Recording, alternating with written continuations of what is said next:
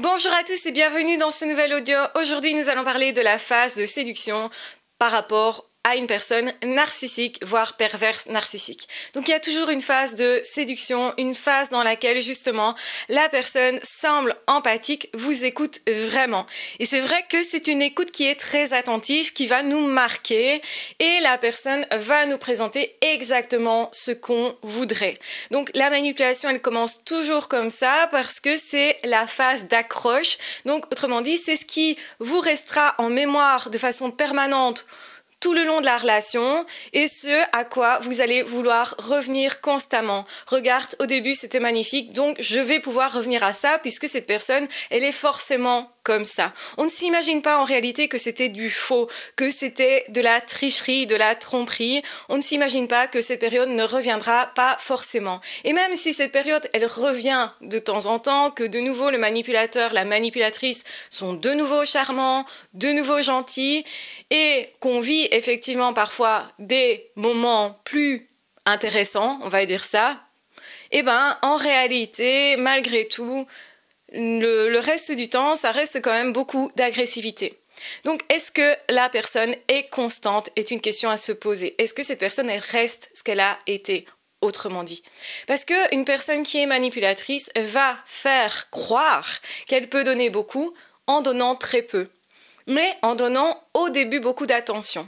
Donc, faites attention si une personne vous dit, quand vous lui posez la question « Qu'est-ce que tu as à donner ?» et que la personne répond « De l'attention » et ne répond que ça. Faites attention aussi aux belles promesses parce que les manipulateurs vont vous promettre monts et merveilles et vont vous faire vivre au tout début monts et merveilles parce qu'ils vont vous donner exactement ce que vous voulez entendre. Donc ils vont faire ce que vous voulez, ils vont se conformer exactement comme un petit enfant hyper obéissant. À partir de là, effectivement, vous allez croire que c'est une belle personne, une gentille personne, parce que généralement, une personne qui fait ça, eh ben, c'est plutôt une personne qui voudrait faire plaisir et peut-être à l'extrême, peut-être même que vous trouvez que c'est trop. Sauf que ce trop-là, il va se transformer parce que c'est du faux. Donc, à l'inverse d'une personne qui serait trop gentille, la personne manipulatrice va plutôt être très gentille mais faussement.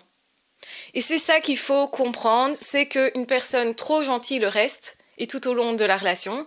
Et ce sont généralement les personnes qui sont d'ailleurs victimes de pervers narcissiques qui vont avoir ce profil de trop gentil. On dit toujours trop bon, trop con, c'est vrai. Donc ils repèrent ces personnes-là. Et c'est aussi une personne qui va facilement se culpabiliser et vouloir faire en sorte que la relation elle fonctionne vraiment. Sauf que vous n'avez pas toutes les données, c'est-à-dire que l'autre n'a pas la capacité de faire fonctionner la relation. Et vous devez absolument comprendre que du coup, on ne peut pas créer une relation avec une personne qui n'a pas les aptitudes. Une relation, comme le mot l'indique, se fait à deux, avec deux personnes qui sont présentes, qui sont construites, qui s'aiment un minimum et qui s'aiment soi aussi. Et pour aimer, il va falloir savoir se décentrer de soi.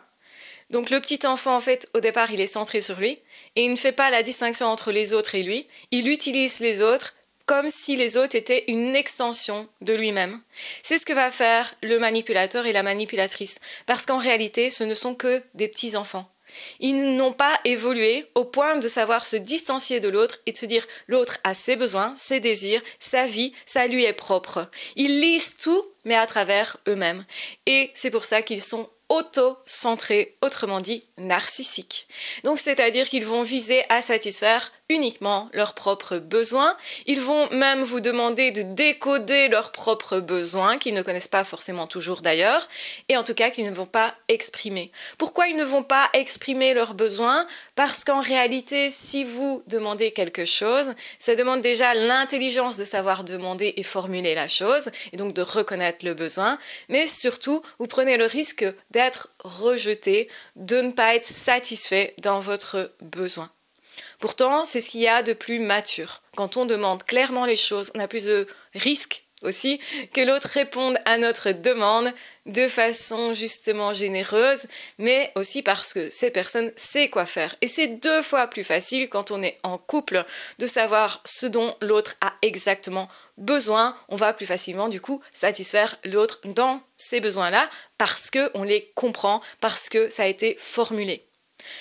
Donc, soyez honnête, vous, et formulez vos propres besoins à l'autre quand vous sentez que c'est une belle relation. Mais jamais avec un manipulateur. Parce qu'avec un manipulateur, ils ne comprennent pas que vous puissiez avoir des besoins qui vous soient propres.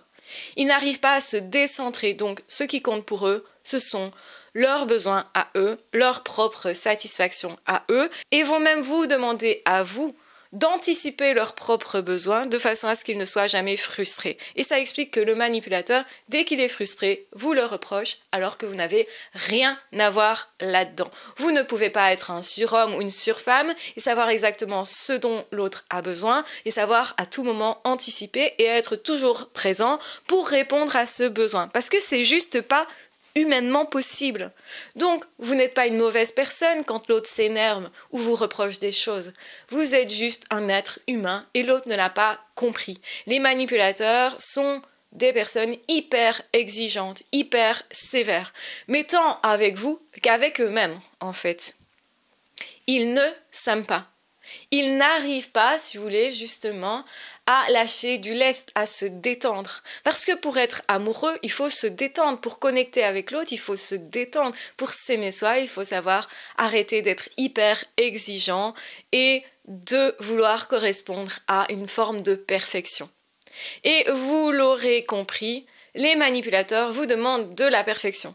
Sois parfait, sois toujours là, réponds toujours à mes besoins, sinon je te le reproche et je te culpabilise et je t'humilie parce que je suis frustrée. Donc en fait, souvent la victime en face, elle se dit, s'il me dit que je suis comme ça, c'est que je suis comme ça. Et je me culpabilise et je me fais des reproches et j'essaye de me transformer. Et en fait, je me perds moi et j'ai encore moins confiance en moi parce que je ne suis jamais reconnue dans mes efforts. J'ai l'impression d'œuvrer à contresens, je sais pas ce que je dois faire, je ne sais plus quoi, et l'autre toujours est frustré, ça revient toujours, les disputes reviennent toujours, la frustration revient toujours, l'autre a toujours des reproches à me faire par rapport à ses propres besoins qui ne seraient pas satisfaits, et même m'attribue des mauvaises intentions, me compare, me dégrade, et me dit même, c'est ta faute, t'as vu ce que t'as fait. Donc tu es responsable. Les manipulateurs ne prennent pas leurs responsabilités et donc vont reporter toute la responsabilité sur la victime. Or, on ne peut pas prendre toute la responsabilité d'une relation, c'est impossible humainement parlant aussi. Ça veut dire que forcément, quand on est en relation, on est deux.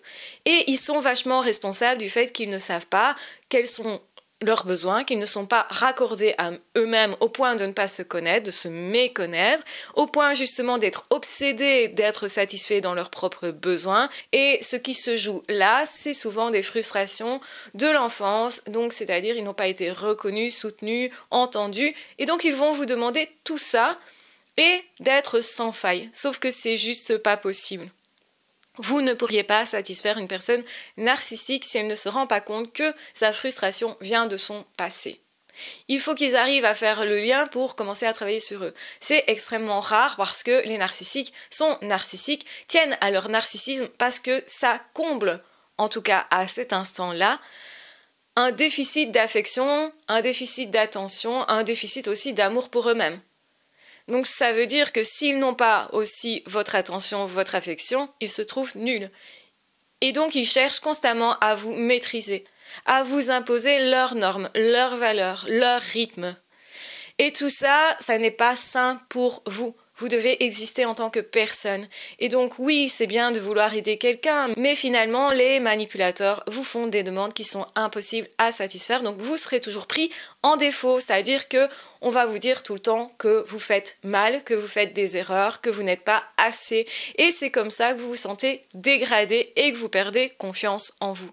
Ne vous laissez pas enfermer dans ce mécanisme parce que effectivement, se laisser enfermer dans la dégradation de l'image qu'on a de soi-même va nous pousser à perdre confiance en nous, perdre notre estime de nous, perdre aussi la notion de notre valeur, même perdre confiance parfois en l'amour de façon générale. Quand on n'a pas d'autres références, c'est extrêmement compliqué de garder confiance. Et c'est pour ça que vous devez vous œuvrer de façon prioritaire pour satisfaire vos besoins, pour vous revaloriser, pour reprendre votre propre pouvoir, non pas sur l'autre, mais sur votre vie, pour arrêter de vous imposer des exigences de fou qui viennent du pervers narcissique, de la manipulatrice ou du manipulateur. Donc attention à tout ça. Donc ce n'est pas la gentillesse qui pose problème, mais plutôt le fait que cette personne, elle pense que elle peut vous exploiter, que vous êtes là pour satisfaire ses besoins. Et ils font un peu comme un petit enfant. Donc, quelque part, tu m'appartiens, tu fais partie de moi. Et je suis jaloux, même, si tu vas voir quelqu'un d'autre, si on te parle. Et j'essaye de te maîtriser comme j'essaye de me maîtriser. Donc, la personne qui est narcissique a un trouble du comportement, certes, mais aussi un trouble de l'identité, n'arrive pas à se remplir, à se définir, donc c'est quelqu'un qui se sent plutôt vide, creux, et finalement qui va être lâche, qui va être immature, qui est comme un petit enfant et qui ne sait pas comprendre que chacun a ses propres besoins et que si en fait on œuvre ensemble pour satisfaire les besoins de chacun, alors chacun est épanoui et ça fait en sorte de faire perdurer la relation et d'assainir en réalité justement la relation, mais à condition d'accepter que nous soyons tous imparfaits et que nous avons complètement ce droit-là. Voilà, j'espère que cet épisode vous aura aidé à comprendre la manipulation, le narcissisme, qui joue généralement énormément dans la manipulation. La plupart des manipulateurs sont auto-centrés, donc centrés sur eux et pas sur vos besoins à vous. Certains prennent même plaisir à vous satisfaire, mais pour vous séduire. D'autres, au contraire, vont plutôt vous utiliser en restant centrés sur eux. Donc, certains peuvent avoir une forme d'empathie qui est plutôt intellectuelle, où ils vont en fait comprendre comment vous fonctionnez, pour vous donner ce que vous voulez, pour vous attirer et pour essayer de maintenir l'emprise. Ce n'est rien d'autre que la manipulation puisqu'on vous dupe, on vous fait faire des choses que vous n'auriez certainement pas faites si vous n'aviez pas été dans cette relation et surtout si vous croyez que c'est vraiment une relation. Ben non, l'autre n'est pas vraiment en train d'essayer de vous découvrir vous, de vous estimer en tant que personne, mais plutôt de vous estimer en tant que moyen pour remplir ses propres besoins. Donc c'est ça vraiment le narcissisme, c'est je suis centré que sur moi. Ce qui m'intéresse c'est être satisfait moi. Et quand tu n'es pas d'accord avec une idée, quand tu n'es pas ok de me satisfaire ou quand tu ne le fais pas et que je constate que je suis frustrée, eh bien je te le reproche. C'est à toi que revient le problème puisqu'en tant que personne immature, je ne peux pas prendre la responsabilité du problème. Et donc je vais te convaincre que tu es responsable de mon mal-être ou de la situation de couple qui, par exemple, ne perdure pas, donc d'une rupture, ou que tu es responsable d'un conflit, bref, que c'est à toi à prendre la responsabilité du fait que ça fonctionne ou non. Parce qu'en tant que personne immature, je ne peux que imaginer que ce sont les autres qui doivent me satisfaire, comme un petit enfant devant son parent, comme si j'étais encore en état de dépendance de mon parent. Et c'est pour ça que les pervers narcissiques, les manipulateurs, vont vous rendre dépendants et sont eux-mêmes dépendants de vous, ou plus exactement de plusieurs personnes généralement.